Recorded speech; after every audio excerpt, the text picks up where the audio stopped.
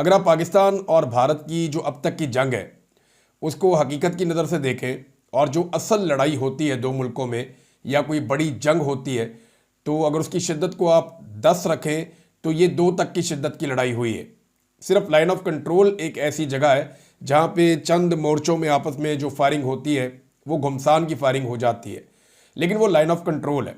दोनों तरफ का इलाका जो है वो दोनों मुल्कों के लिए मुतनाज़ है। पाकिस्तान ये कहता है कि पाकिस्तान ने मकबूजा कश्मीर को आज़ाद करवाना है और इंडिया उसके ऊपर काबिज़ है, जबकि इंडिया कहता है कि उन्होंने आज़ाद कश्मीर को आज़ाद करवाना है और पाकिस्तान उसके ऊपर काबिज़ है। तो ये एक लड़ाई तो चल रही है, लेकिन दोनों मुल्कों के जो सेटल्ड एरियाज़ हैं या बॉर्डर के ऊपर जो झड़पें हैं उनको लेकर अगर आप बात करें तो अगर आप 10 में से भी नंबर देना कि अगर जंग की शिद्दत 10 होती है तो आप 2 नंबर भी मुश्किल से देंगे। लेकिन अगर आप दोनों मुल्कों के मीडिया को देखें तो आपको ऐसा लगेगा कि ये तो 10 की शिद्दत से भी आगे चली गई है और दुनिया की तारीख में कभी ऐसी जंग हुई ही नहीं है। ये फुल स्केल वॉर क्या होती है शायद इन मीडिया वालों को अंदाज़ा भी नहीं है, या इन्होंने इस किस्म की घुमसान की लड़ाई कभी देखी भी नहीं है। अभी एक रात भारत ने, पहले देखें ना, अब तक की डेवलपमेंट ये है कि भारत ने अचानक एक रात पाकिस्तान के मुख्तलिफ शहरों पे, मुख्तलिफ मुकामात पे, 9 जगहों पे मिसाइल दागे।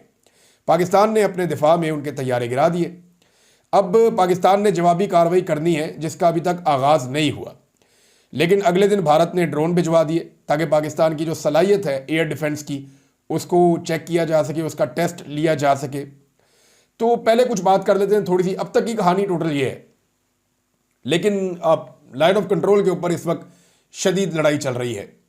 वहाँ पे शिद्दत ज़्यादा है लड़ाई की, वहाँ शेलिंग भी हो रही है, फायरिंग भी हो रही है और हल्के हथियारों के साथ एक दूसरे के ऊपर अटैक किया जा रहा है। बहुत बड़े पैमाने पर नहीं, लेकिन वहाँ पे लड़ाई ठीक ठाक चल रही है। उसके विजुअल भी सोशल मीडिया पे हर तरफ आ रहे हैं। मुजफ्फराबाद की सूरत हाल है आपके सामने, कोटली की सूरत हाल है आपके सामने, आज़ाद कश्मीर का तकरीबन सारा बॉर्डर जो है LOC वो गर्म है।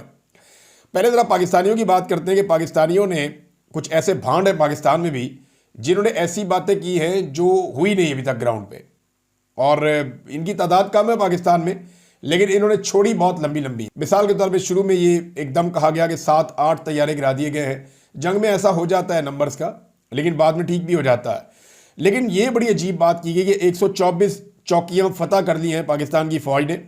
अमृतसर में फ़ौज दाखिल हो गई है। बारामूला पाकिस्तान के कब्ज़े में आ गया है। दर्जनों भारतीय फ़ौजी जो हैं वो पाकिस्तानी फ़ौज ने कैदी बना लिए हैं। मोदी की चीखें निकल गई हैं और पाकिस्तान की मिन्नतें भारत ने शुरू कर दी हैं। मुश्तरका दोस्त को बीच में डालकर पाकिस्तान से गुजारिश की जा रही है कि आप जवाबी हमला ना करें, और सिंध ताश का मुआहदा बहाल करने की पेशकश भी भारत ने कर दी है, और 370 को बहाल करवाएं ये पाकिस्तान ने आगे से उन्हें कह दिया है, और पाकिस्तान एटमी हमला कर सकता है ये भी कहा गया, वगैरह वगैरह।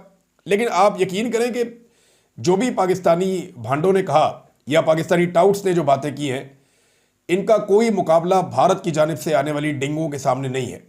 जो भारतीय भांडों ने किया है उन्होंने तो कमाल ही कर दिया, और जो बातें उन्होंने कह दी उनका ना कोई सर है ना कोई पाँव है। यानी आप एक बड़ी बड़ी गप सुने इनकी के आसिम मुनीर को गिरफ्तार कर लिया गया है, ये वहाँ पे भारतीय मीडिया में चल रहा है, और पाकिस्तान के कई इलाके फतह हो गए हैं, ये भी वहाँ चल रहा है। कराची नेवल बेस उस पर कब्जा कर लिया है। भारत ने आकर समंदर के रास्ते से आए, वहाँ से जनाब उन्होंने अटैक किया, नेवल बेस के ऊपर कब्जा कर दिया। अंदाज़ा करें अब आप। और फिर कहते हैं जनाब कि हज़ारों लाशें गिरा दी गई हैं, हालांकि कहाँ लाशें गिरी हैं। हमने साफ बताया कि 31 पाकिस्तानी शहीद हुए हैं। पाकिस्तान के 2 जहाज़ अब उन्होंने नया क्लेम कर दिया, जिनमें एक वो कहते हैं कि F-16 और दूसरा वो कहते हैं जी के JF-17 है, वो दोनों गिरा दिए और पायलट भी गिरफ्तार कर लिया। अब भारतीय भांड ये भी कहते हैं कि पायलट हमने पकड़ लिया, लेकिन हमें उसका नाम नहीं पता, उसकी शक्ल नहीं पता। और भाई जब पाकिस्तान ने पायलट पकड़ा था ना, तो 15 मिनट के अंदर सारी दुनिया ने देख लिया था, और 10 मिनट के अंदर सारी दुनिया को पता था कि अभिनंदन नाम का एक पायलट है, वो पाकिस्तानियों ने पकड़ लिया है, ये उसका नाम है, ये उसकी शक्ल है। भारतीय मीडिया पे वो चलना शुरू हो गया था और हर चीज़ क्रिस्टल क्लियर हो गई थी। कौन से तैयारे में वो आया, कितने बजे वो गिरा, सारी कहानी, किस इलाके में गिरा।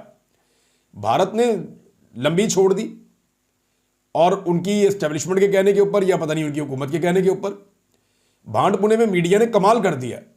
वो बता रहे हैं जनाब कि पाकिस्तान का पायलट पकड़ लिया, हमें नहीं पता वो कौन है, पता नहीं सलमानी टोपी पहन के आया हुआ, उन्हें नज़र भी नहीं आ रहा और ना किसी और को नज़र आ रहा है, और पाकिस्तान के सारे पायलट और जहाज़ यहाँ पे हैं। पहले भी बताया भारत को कि F-16 को लेकर प्रोपेगेंडा ना करें, पाकिस्तान किसी वजह से अभी F-16 जो है उसको इस्तेमाल नहीं कर रहा। और इसका रीज़न मैंने आपको ये बताया कि पाकिस्तान अमेरिका से ज़्यादा चाइना पर भरोसा कर रहा है और उसे लगता है कि अमेरिका के ऊपर इस वक्त वैसे भरोसा नहीं किया जा सकता। अच्छा जी, एक और बात भी उन्होंने की कि पाकिस्तान ने अब तक भारत के 15 शहरों पर हमला कर दिया है, हालांकि पाकिस्तान ने अभी तक हमला नहीं किया, ये मैं आपको आगे जाके बताऊंगा। और जिसे भारत ने नाकाम बना दिया, यानी पाकिस्तान ने 15 शहरों पर हमला किया और भारत ने जनाब वो कह रहे हैं कि नाकाम भी बना दिया। और पाकिस्तान ने वैसे अभी तक अपनी जवाबी कार्रवाई का जो हक है उसको महफूज रखा हुआ है और शदीद अवामी दबाव के बावजूद अभी तक जवाब नहीं दिया। कुछ इतलात के मुताबिक पाकिस्तान के वज़ीर आज़म ने अमरीकी वज़ीर ख़ारजा को ये कहा है कि पाकिस्तान की अवाम शदीद गुस्से में है और वो रद्द-ए-अमल देना चाहते हैं, लेकिन पाकिस्तान की हुकूमत ने अभी तक तो तहम्मुल का मुज़ाहरा किया है। अभी तक तो पाकिस्तान की हुकूमत जो है वो रद्द-ए-अमल नहीं दे रही, बल्कि इन्होंने बीच में एक बयानिया बदलने की कोशिश की थी कि अब हम कुछ नहीं करेंगे, इंडिया कुछ ना करे। तो उस पर पाकिस्तान की अवाम ने इनको आंखें निकाली, अवाम ने इनको खड़ी खड़ी सुनाई। अवाम ने कहा कि इंसान बनो भाई, वो आगे यहाँ पे मिसाइल मार मार के चले गए हैं और हमने अपना पेट काट काट के ये बजट इतना खर्च किया है, उनको मुंह तोड़ के जवाब दो। उनको एक ही तो दुश्मन है दुनिया का, आप दुनिया में आपके सामने, और उसको भी अगर आप जवाब नहीं दे सकते तो फिर हमने करना क्या है। तो अब इसके ऊपर जो है DG ISPR का बयान आया, ये बयान बहुत इंपॉर्टेंट है। इस बयान को आप ना सिर्फ सुने बल्कि इसको आपने याद रखना है। एक बयान जो है वो वज़ीर दिफा ने भी दिया है, पहले वज़ीर दिफा वाला बयान आप देख लें। वज़ीर दिफा ने इसी हवाले से जो स्टेटमेंट दिया, उन्होंने कहा ख्वाजा आसिफ का दावा है कि पाकिस्तान जवाबी कार्रवाई में भारतीय फौजी तनसीबात को निशाना बनाएगा। ये उन्होंने कन्फर्म किया कि पाकिस्तान ने अभी तक जवाबी कार्रवाई नहीं की, इसका मतलब है, और वो ये कह रहे हैं कि जवाबी कार्रवाई पाकिस्तान जब करेगा तो भारत की फौजी तनसीबात को निशाना बनाएगा।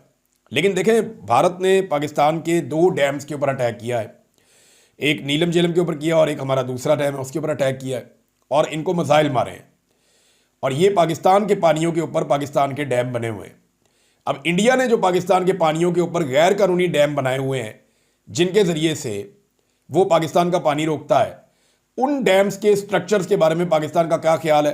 वज़ीर दिफा पहले कह चुके हैं कि हम इनको हटाएंगे और पाकिस्तान का पानी खोलेंगे, और बाकी वज़रा भी कह चुके हैं, लेकिन अब इस मौक़िफ़ से पीछे हटते हुए दिखाई दे रहे हैं। लेकिन पाकिस्तानियों का एक बड़ा मुतालबा है, और जितने भी एनालिस्ट हैं वो ये सारे कह रहे हैं कि कल को भारत पानी के मामले पर पाकिस्तान को बहुत ब्लैकमेल करेगा, लिहाजा ये मौका है, इसको ज़ाया ना करें। और वो स्ट्रक्चर्स जो रास्ते में आ रहे हैं पाकिस्तानी पानी के, उनको हटाया जाए रास्ते से।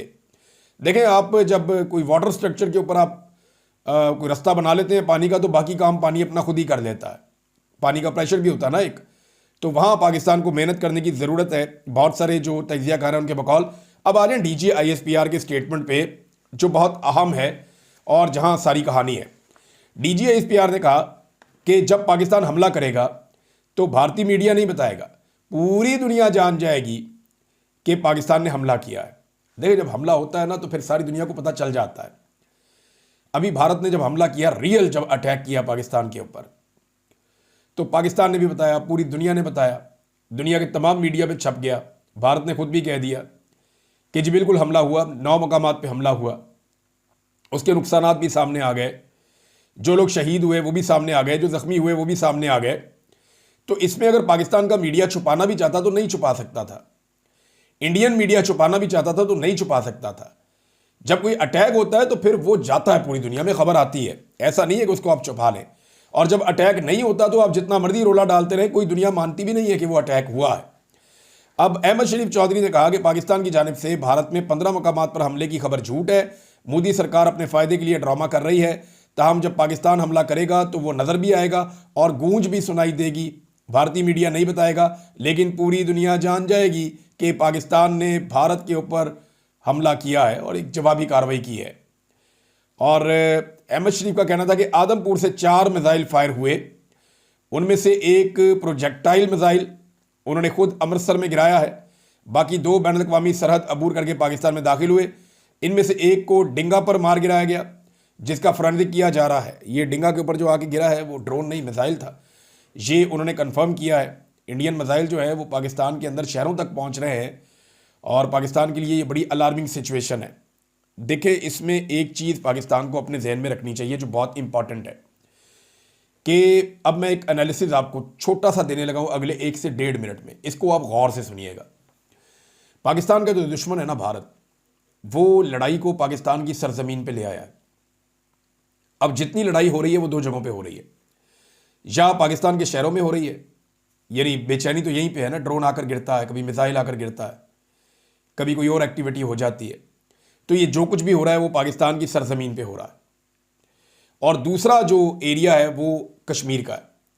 अब चाहे उधर हो रहा है चाहे इधर हो रहा है, दोनों तरफ कश्मीरी रहते हैं और पाकिस्तान की हमदर्दियां दोनों तरफ के कश्मीरियों के साथ है। भारत को ना उधर वाले कश्मीरी पसंद है ना इधर वाले कश्मीरी पसंद है। वो इनको भी मारना चाहते हैं और उधर वालों को मारते रहते हैं। ये बात बड़ी क्लियर है। लिहाजा जो कश्मीर में लड़ाई हो रही है उसका भी भारत पे कोई इंपैक्ट नहीं है, और जो पाकिस्तान के अंदर लड़ाई हो रही है उसका भी भारत पे कोई इंपैक्ट नहीं है। पाकिस्तान को ये लड़ाई धकेल के भारत की सरजमीन पे ले जानी पड़ेगी, तभी भारत के ऊपर प्रेशर आएगा और वो फिर जंग बंदी की तरफ जाएगा। अदरवाइज ये लड़ाई ऐसे बंद नहीं होगी।